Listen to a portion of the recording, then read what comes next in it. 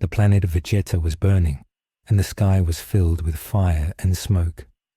Bardock flew through the air with blood on his face and a broken armor. He was tired, but he did not stop moving, because he had to save his son. He punched a soldier in the face, and the soldier flew back and hit a rock. Bardock looked at the sky and saw the giant spaceship of Frieza. It was round and scary, and it blocked the sun. Frieza was up there, and he was laughing. Bardock knew that the end was coming. He flew faster towards the launch site where the space pods were kept. He had to get there before the planet exploded. Bardock reached the pod room and saw his wife Jean standing there. She was holding a small baby in her arms. The baby was Kakarot. Kakarot was crying because he could feel the fear in the air. Jean was crying too, but she tried to smile for Bardock. Bardock ran to them and looked at his son. Kakarot had wild black hair and a tail that was moving around. Bardock put his hand on the glass of the pod and opened it. He took the baby from Jean and placed him inside the round white ship. The seat was soft, but the ship was cold. Kakarot cried louder. Bardock looked at Jean and told her that they had to send him away right now. Jean asked where they were sending him. Bardock said he set the coordinates for a planet called Earth. He said the people there were weak and the food was good. Kakarot would be safe there. Jean touched the glass and said goodbye to her son. Bardock pressed the buttons on the side of the ship. The engine of the pod started to hum. It made a low noise. The lights on the ship turned on. Suddenly the ground shook violently. The ceiling of the room cracked and huge rocks fell down. Frieza had started his attack.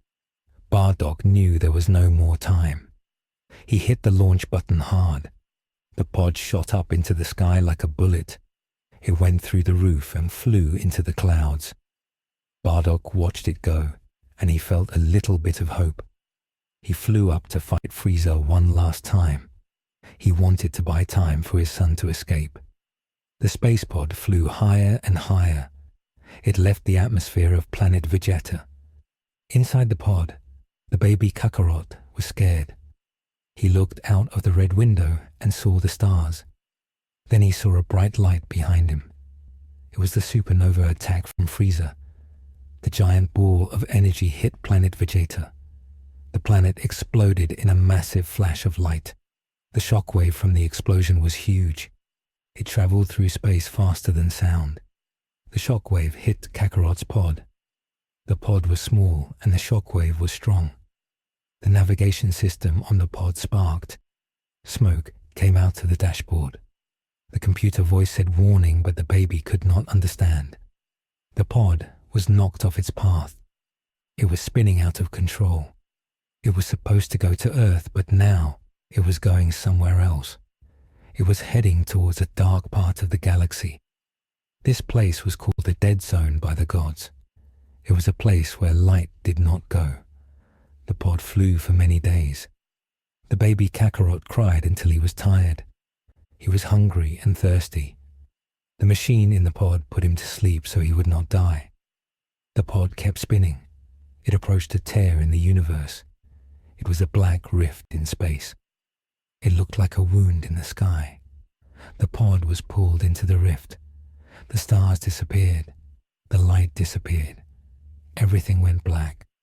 The pod had entered the void. The void was a dimension of nothing. There were no stars and no planets. There was no sun to give warmth. It was just endless cold and endless dark. The pod floated in this nothingness. The navigation computer died completely. The lights inside the pod turned off. It was pitch black. The sleep system turned off because the power was gone. Kakarot woke up. He was a baby alone in the dark. He started to cry again. His cry echoed in the small ship, but outside there was no sound. The cold started to come into the ship. It was a special kind of cold that hurt the bones. Kakarot shivered. He was a Saiyan, and Saiyans are strong warriors. Even as a baby, his body tried to fight the cold. He cried and screamed. He wanted his mother. He wanted food. But nothing came. Hours turned into days. The baby grew weak. His crying became softer. He realized that crying did not help. No one was coming. Something changed inside Kakarot. The darkness of the void was not just empty space. It was a living energy. It was heavy and silent. The energy seeped into the pod. It touched the baby's skin. It felt like cold water. Kakarot stopped crying completely. He opened his eyes and looked into the dark. His eyes were black, but they started to change. They turned a dull grey color. He stared at the darkness, and the darkness stared back.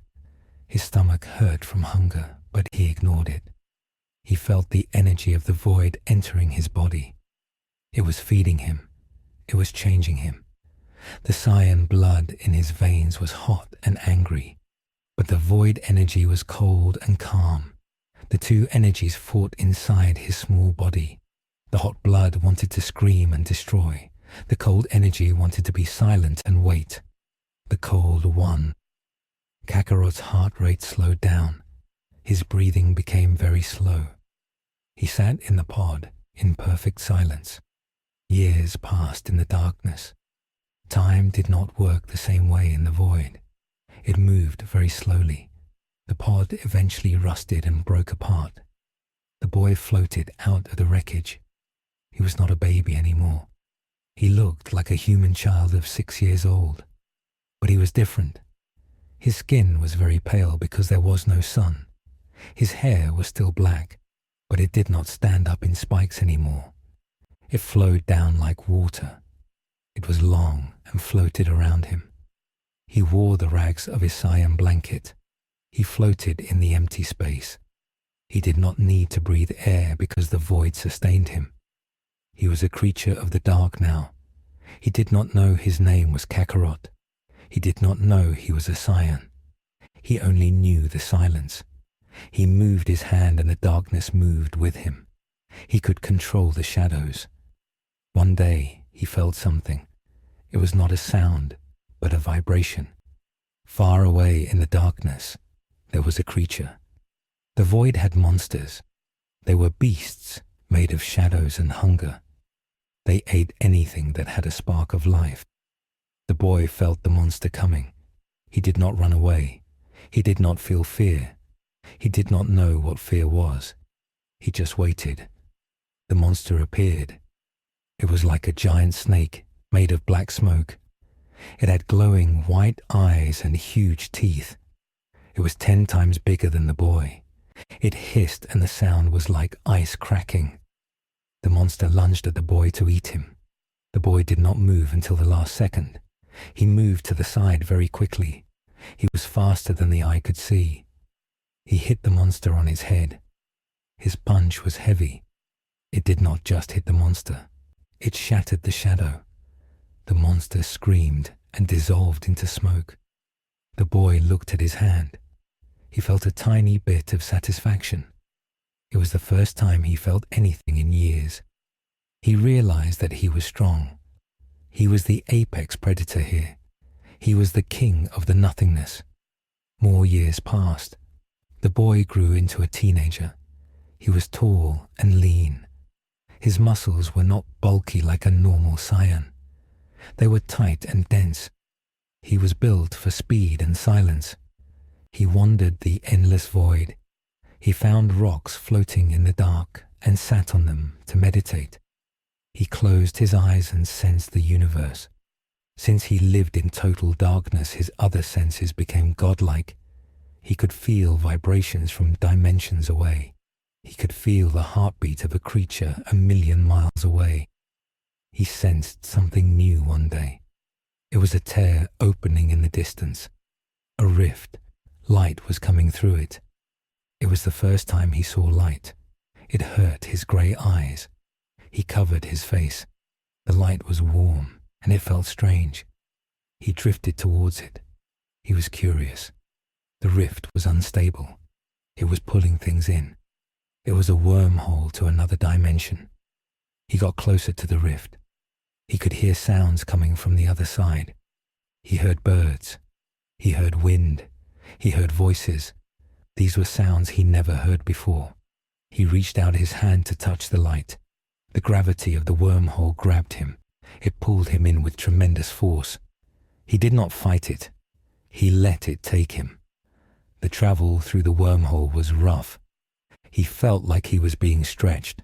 Colors flashed past him, blue, green, yellow. He had never seen colors. It was overwhelming.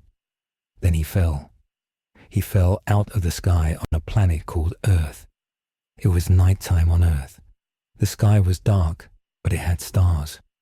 The boy looked at the stars as he fell. They were beautiful. He crashed into a forest. The impact was huge. It made a crater in the ground. Trees were knocked down. Dust and dirt flew into the air. The boy stood up in the crater. He was unhurt. He looked around. The air here was thin compared to the void. It was easy to move. He felt very light. He looked at the trees. They were green and alive. He touched a leaf. It was soft. He heard a noise. Someone was coming. He crouched down and hid in the shadows. He became invisible. In the void, he learned how to merge with the dark. A small old man walked into the clearing. The old man wore a hat and had a white beard. He was holding a lantern. This was Grandpa Gohan. Gohan lived in these woods. He saw the fire from the sky and came to check. Gohan looked at the crater. He saw the broken trees. He said, "Hello, is anyone there?" The boy watched him. He analyzed the old man. The old man was small, but he had energy. He was a warrior. The boy could feel it. But the old man was weak compared to the shadow monsters. The boy did not attack. He just watched. Gohan walked into the crater. He saw footprints. He looked around with his lantern. The light from the lantern hit the shadows where the boy was hiding. The boy hissed. The light was annoying. Gohan jumped back. He saw the boy. He saw the pale skin and the long black hair. He saw the grey eyes that looked like dead stars. Gohan was surprised. He asked, "Who are you?" The boy did not speak. He had never spoken a word in his life. He did not know language. He only knew action. He stepped forward. The grass died under his feet. The air around him became cold. Gohan felt a chill go down his spine. He knew this boy was dangerous. Gohan got into a fighting stance. He said, "Do not worry, I will not hurt you." The boy tilted his head. He looked at the stance. It was full of openings. The boy moved. He was instant. He appeared behind Gohan. Gohan gasped. He spun around and tried to kick. The boy caught the kick with one hand. His grip was like steel. Gohan tried to pull his leg back, but he could not. The boy threw Gohan. Gohan flew through the air and hit a tree. The tree snapped in half. Gohan landed on his feet. He was tough. He rubbed his leg. He looked at the boy with serious eyes. He said, "You are a very strong young man, but you have no manners." Gohan powered up. A white aura appeared around him. He used his full power. He rushed at the boy. He threw punches and kicks. The boy dodged them all. He moved like smoke. Gohan could not touch him. The boy was bored. This fight was too easy. The monsters in the void were faster. He wanted to end it. He raised his hand. A ball of black energy formed in his palm. It was void energy. It crackled with purple lightning. Gohan saw the energy and his eyes went wide. He felt the power. It was evil and cold. He shouted, "Stop. Don't do it." The boy fired the blast. Gohan jumped up into the air to dodge it. The blast hit the ground. It did not explode like a normal bomb. It erased the ground. A sphere of nothingness appeared. The dirt and rocks just vanished. Gohan looked down in horror. If that hit him, he would be gone. Gohan landed and panted. He realized he could not win with strength. He had to use his heart. Gohan put his hands up. He stopped fighting. He smiled. He reached into his pocket and took out a rice ball. It was wrapped in a leaf. He unwrapped it. The smell of the food floated to the boy. The boy smelled it. His stomach growled. He remembered the hunger. He had not eaten real food ever. He only ate energy. The smell was amazing. Gohan tossed the rice ball gently. The boy caught it. He sniffed it. He took a bite. The flavor exploded in his mouth. It was warm and sweet and salty. It was the best thing he ever experienced. He ate the whole thing in 1 second. He looked at Gohan. He wanted more. Gohan smiled and nodded. He motioned for the boy to follow him. The boy hesitated. He looked at the dark forest. Then he looked at the old man. The old man gave him food. The food was good. The boy lowered his hand. The black energy faded away. He walked towards Gohan. Gohan patted the boy on the shoulder. The boy flinched. He was not used to touch, but he did not attack. Gohan said, "Let's go home. I will give you a name. I will call you Goku." Goku. The boy heard the sound. It meant nothing to him, but it was a sound for him. He accepted it. He followed Gohan to his small house. It was a hut made of wood. Inside, it was warm. There was a fire in the fireplace. Goku stared at the fire. He sat close to it. The heat felt strange but nice. Gohan made more food. Goku ate everything. For the next few months, Goku lived with Gohan. It was difficult. Goku broke everything. He did not know how to be gentle. He crushed cups when he held them. He ripped doors off their hinges. He did not sleep in a bed. He slept on the floor in the darkest corner. He did not talk. Gohan tried to teach him words. He pointed at things and said names: table, chair, apple. Goku watched and listened. He was smart. He learned fast. Goku learned to speak, but his voice was raspy and low. He did not talk much. He only said what was necessary. Gohan tried to teach him martial arts. He wanted to teach him discipline.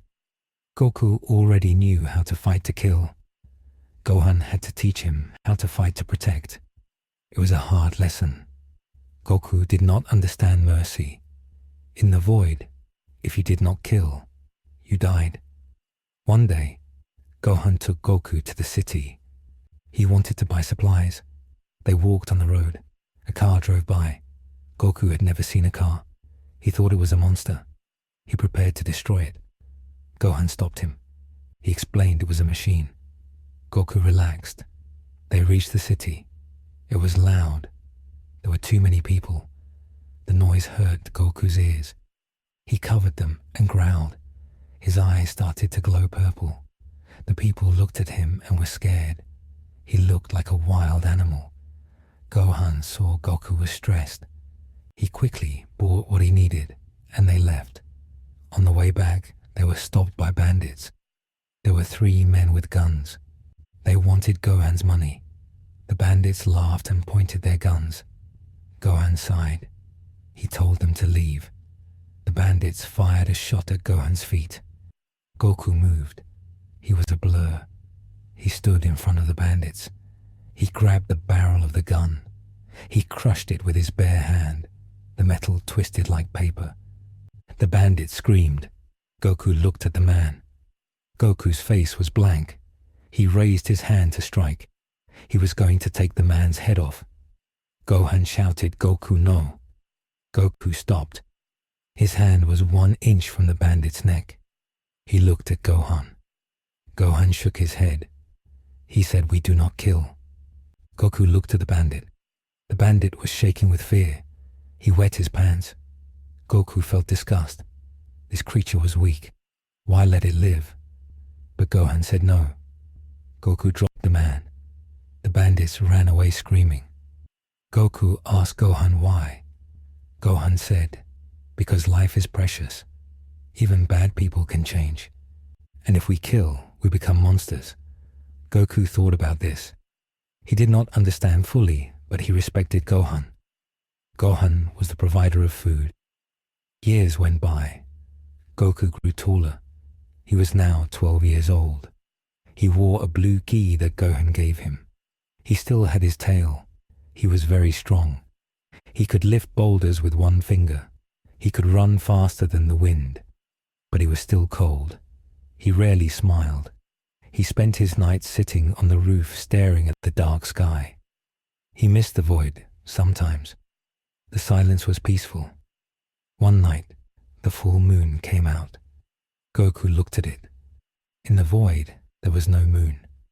This was the first time he really looked at it. His Saiyan instincts kicked in. The blood waves from the moon entered his eyes. His heart started to pound. His body began to change. He grew fur. His mouth became a snout. He roared. He was turning into a great ape. But because Goku was changed by the void, the transformation was different. The fur was not brown. It was jet black. The eyes were not red. They were glowing purple. The great ape was surrounded by a dark shadow aura. It was a void ape. Goku lost his mind. He became a beast of destruction. He smashed the house. He threw trees. He roared and the sound shattered windows in the city miles away. Gohan ran out. He tried to stop Goku. He shouted at him. But the void ape did not hear him. The beast swiped his giant hand. Gohan dodged, but the shockwave sent him flying. Gohan was old now. He was not fast enough. The void ape opened its mouth. A beam of black energy formed. It was a mouth blast. He fired it at the forest. The blast destroyed half the mountain. The explosion was massive. Gohan knew he had to cut the tail. It was the only way. Gohan gathered his last bit of strength. He jumped up high. He formed a spinning disc of energy. He threw the disc at the tail. The disc cut the tail off. The void ape roared in pain. He started to shrink. The fur disappeared. The snout went away. Goku turned back into a boy. He fell to the ground unconscious. He was naked and sleeping. Gohan landed softly. He picked up the boy and covered him with a blanket. Gohan looked at the destruction. He knew that Goku was a ticking time bomb. The power inside him was too great for Earth. The next morning, Goku woke up. His head hurt. He did not remember anything. He saw the broken house. He saw the missing mountain. He asked Gohan what happened. Gohan said a monster came. Goku asked, "Did we kill it?" Gohan said no, it went away. Goku nodded. He helped Gohan fix the house. He used his super strength to lift the heavy logs. A few days later, a girl arrived.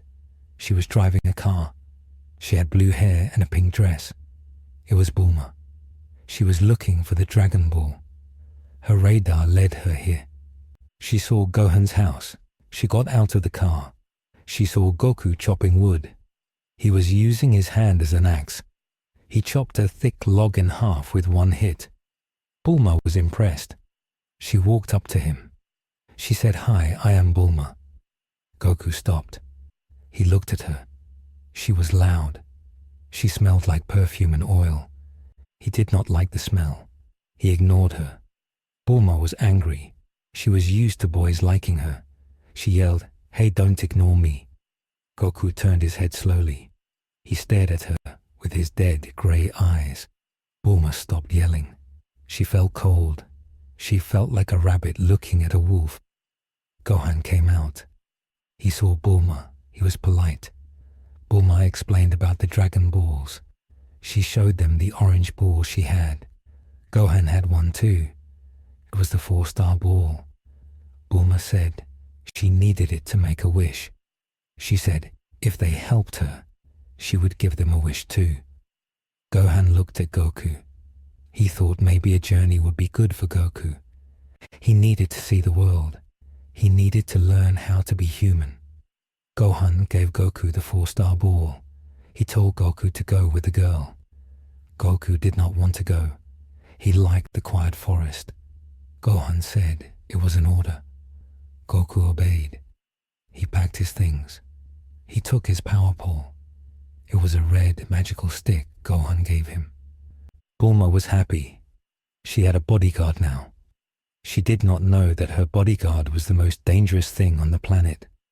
They got into Bulma's car. Goku sat in the back. He touched the window. He looked at the passing trees. The car drove fast. Bulma talked a lot. She talked about boys and wishes and strawberries. Goku tuned her out. He meditated. He expanded his senses. He felt the world. He felt many strong energies far away.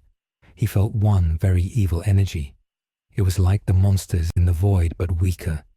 It was Emperor Pilaf, but Goku did not know that yet. They stopped for lunch. Bulma took out a capsule. She threw it, and a house appeared. Goku was not surprised. He had seen technology on the spaceship he arrived in. They went inside. Bulma made a sandwich. Goku ate 50 sandwiches. Bulma was shocked. She asked where he put it all. Goku did not answer. He just wiped his mouth. Suddenly a dinosaur attacked. It was a pterodactyl. It grabbed Bulma. She screamed, "Help me, Goku." Goku walked outside. He looked up. The dinosaur was flying away with Bulma. Goku did not panic. He picked up a rock. He calculated the wind and the speed. He threw the rock. It flew like a bullet. It hit the dinosaur in the wing. The dinosaur screeched and dropped Bulma. Bulma fell from the sky. Goku jumped. He caught her in the air. He landed softly. He put her down. Bulma was crying. She hugged Goku. Goku stood stiff. He did not hug back. He pushed her away gently. He said, "You are safe." Bulma looked at him. She saw no fear in his eyes. She saw no worry, just emptiness. She realized that Goku was not a normal boy. They continued their journey. They met a turtle. The turtle was lost. He wanted to go to the sea. Bulma said, "No, we don't have time." Goku looked at the turtle. The turtle was old. It reminded him of Gohan. Goku said, "We will help him." Bulma argued. Goku glared at her. Bulma stopped arguing. They took the turtle to the sea. At the beach, they met Master Roshi. He was an old, bald man with sunglasses. He was the turtle hermit. He was very happy to see his turtle. He gave Goku a gift. It was a cloud, a flying nimbus. Roshi said only those with a pure heart can ride it. Goku looked at the cloud. It was yellow and fluffy. Goku stepped on it. The cloud did not disappear. It held him. But the cloud changed color. It turned dark gray. It became a storm cloud. Thunder rumbled inside it. It matched Goku's energy. It was not a pure good heart. It was a pure neutral heart, a heart of the void. Roshi was amazed. He had never seen a dark nimbus. Goku flew on the cloud. It was fast. He liked it. He flew over the ocean. The wind felt good. He felt free. For the first time since he left the void, he felt a little bit of happiness. He did not smile, but his eyes looked less dead. They continued the search for Dragon Balls. They went to a village. A monster was terrorizing the village. It was Oolong the shapeshifter. He was kidnapping girls. Goku did not care about the girls, but the villagers offered food if they helped. So Goku agreed. He went to Oolong's castle. Oolong turned into a giant robot. He tried to scare Goku. Goku just walked towards him. Oolong fired a rocket. Goku caught the rocket and threw it back. The castle exploded. Oolong turned into a bat and tried to fly away. Goku jumped and grabbed him by the wing. Oolong cried and gave up. He gave them the Dragon Ball. Bulma was happy. They had another ball. But then they met Yamcha. Yamcha was a desert bandit. He had a sword and a cat named Puar. Yamcha wanted their capsules. He attacked them. Yamcha was fast. He used the Wolf Fang fist. He hit Goku. Goku flew back. He wiped blood from his lip. Goku looked at the blood. He felt something stir inside him. The Saiyan blood woke up. He felt excitement. He wanted to fight. He rushed at Yamcha. He was faster than before. He punched Yamcha in the stomach. Yamcha coughed blood. Goku did not stop. He kicked Yamcha in the face. Yamcha fell. Goku raised his fist to finish him. Bulma screamed, "Stop, he is cute." Goku paused. Yamcha saw his chance and ran away. Goku watched him run. He felt the urge to chase and hunt. It was the predator instinct. He suppressed it. He took a deep breath. The purple glow in his eyes faded. He returned to being cold and calm.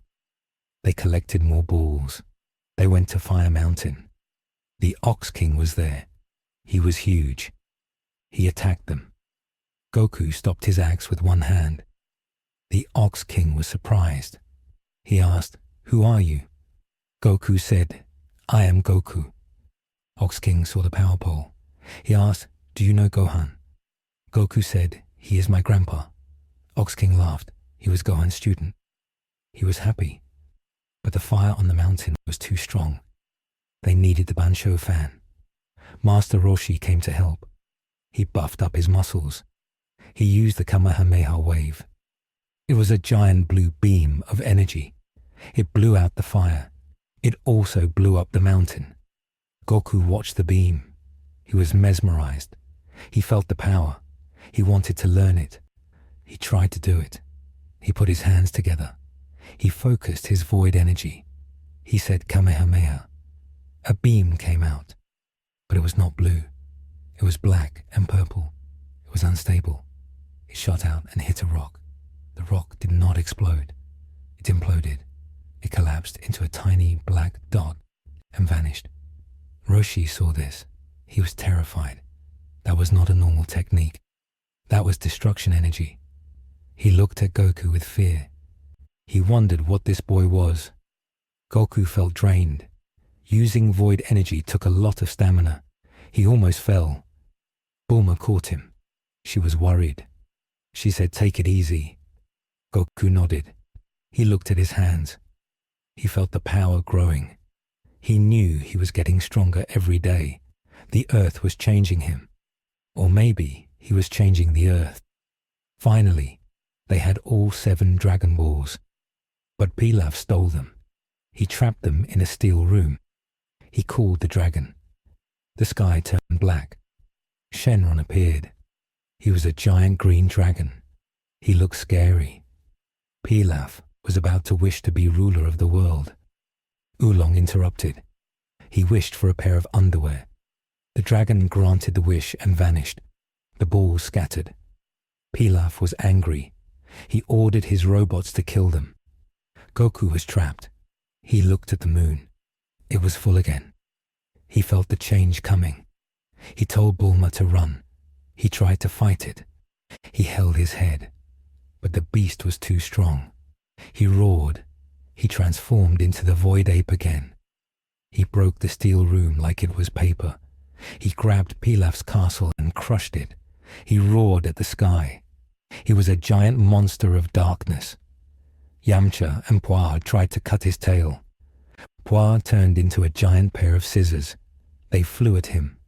But the Void Ape was smart. He sensed them. He swatted them away. Goku was going to destroy everything. But then he saw Bulma. She was crying. She was calling his name. The Void Ape paused. Deep inside the monster, the boy Goku heard her. He remembered the sandwich. He remembered the car ride. He remembered she was his friend. He fought the instinct. He roared in pain. He grabbed his own tail. He pulled it. He ripped his own tail off. The pain was terrible. He screamed. He shrank back down. He was a boy again. He lay on the rubble bleeding. Bulma ran to him. She hugged him. She cried. She said, "You idiot, why did you do that?" Goku smiled weakly. It was his first real smile. He said, "I did not want to hurt you." Then he passed out. The sun rose. The adventure was over. The Dragon Balls were gone for a year. Goku decided he needed to get stronger. He needed to control his power. He needed to understand the void inside him. He told Bulma he was going to train with Master Roshi. Bulma gave him a radar so she could find him later. She kissed him on the cheek. Goku blushed. He did not know why. He called the dark nimbus. He jumped on it. He waved goodbye to Bulma and Yamcha. He flew towards the ocean. He was ready for the next chapter. He was Goku of the Void, and his legend was just beginning. Next time on Dragon Ball Void, Goku meets Krillin, and the training begins. But a dark assassin from the Void is tracking him down.